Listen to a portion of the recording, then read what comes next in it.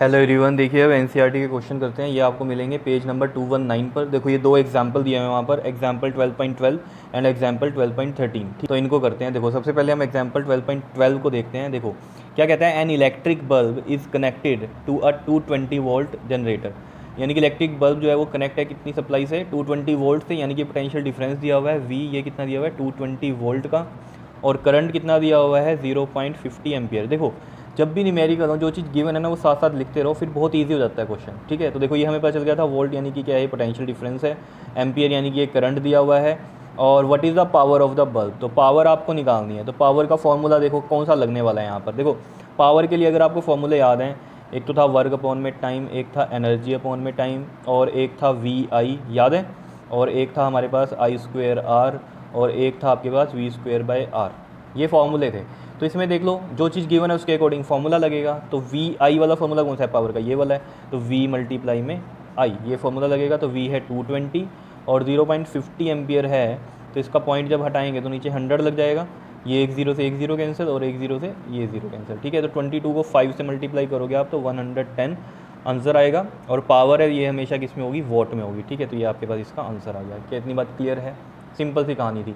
Next पे चलते हैं, एग्जाम्पल 12.13। देखो इसमें क्या कहते हैं, an electric refrigerator rated 400 vote. देखो रेफ्रिजरेटर रेटेड 400 वोट, वोट है तो यानी कि ये क्या गिवन है आपको, पावर गिवन है, तो साथ साथ ऐसे लिखते रहो। Operates 8 hour per day, time दिया हुआ है कितना है 8 आवर का, पर डे की बात हो रही है यहाँ पर। ठीक है, now what is the cost of energy to operate it for 30 days at ₹3 per kilowatt hour. देखो पर किलोवाट आवर का जो रेट है वो बताया हुआ उसने ₹3 का। ठीक, और 30 डेज़ के लिए ये कॉस्ट पूछ रहा है।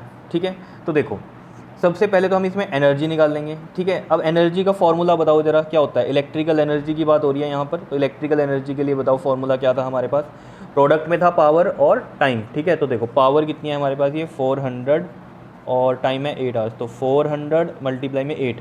अब देखो आवर्स को क्यों नहीं यहाँ पर सेकंड में चेंज किया, क्योंकि आपको पता है इलेक्ट्रिकल एनर्जी की जो एसआई यूनिट होती है वो किस में होती थी हमारे पास, वॉट आवर्स में। तो वॉट आवर में ही ये इलेक्ट्रिकल एनर्जी निकाल लेंगे, और ये पर डे की एनर्जी आ रही है, पहले तो ये बात आपको पता होनी चाहिए। ठीक है, तो ये देखो कितनी आ गई आपके पास, ये 8 4 32 और ये 2 जीरो यहाँ आ गई। ठीक है, तो 3200 वॉट आवर की ये एनर्जी आ गई आपके पास इलेक्ट्रिकल।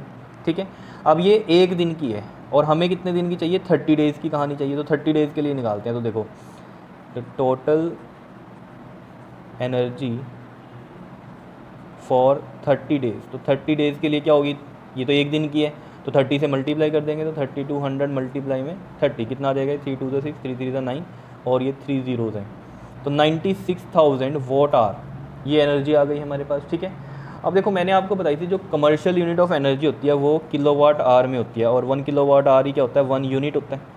ठीक है, तो यहाँ तो वैसे उसने बोल ही दिया आपको कि ₹8 कितना 3, ये देखो 3.00 है ना, तो इसको आप ₹3 ही बोल सकते हो। देखो 3.00 में पॉइंट हटाएंगे तो 100 लगेगा, तो 3 ही बचा। ठीक है, तो इस तरीके से आपको याद रखना है, ₹3 ही है एक तरह से, तो ₹3 पर किलोवाट आवर का है, मतलब कि ₹3 एक यूनिट का प्राइस है। तो हमें इसमें किलोवाट आवर में रेट बताया है। ठीक है ना, तो ₹3 है पर किलोवाट आवर का, और जो अभी एनर्जी है हमारे पास ये किस में है, वॉट आवर में। और वैसे भी जो ये कॉस्ट होती है पर यूनिट में भी जो भी होगी, तो आपको ये जो एनर्जी है ना हमेशा किलोवाट आवर में कन्वर्ट करनी ही पड़ेगी, ये चीज़ याद रखना।